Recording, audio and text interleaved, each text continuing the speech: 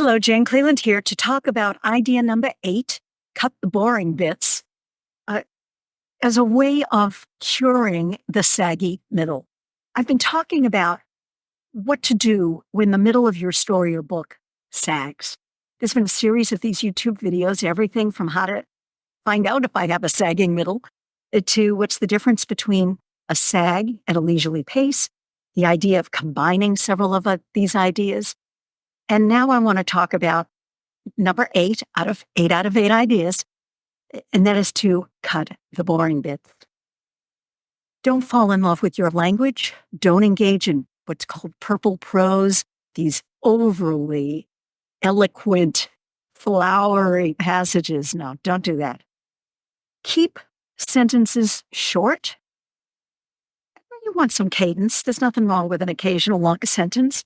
Try to have them organized in SVO, subject, verb, object.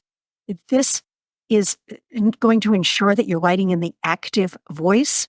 You want to avoid to be verbs. That gets you with convoluted sentence structure. Don't use 3 words if one will do.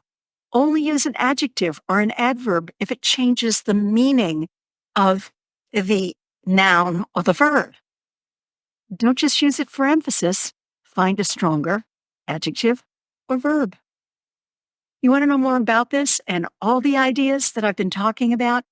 The webinar on the topic, Plotting Perfection, How to Overcome Saggy Middles with Ever-Escalating Conflict, is available for rent on my website.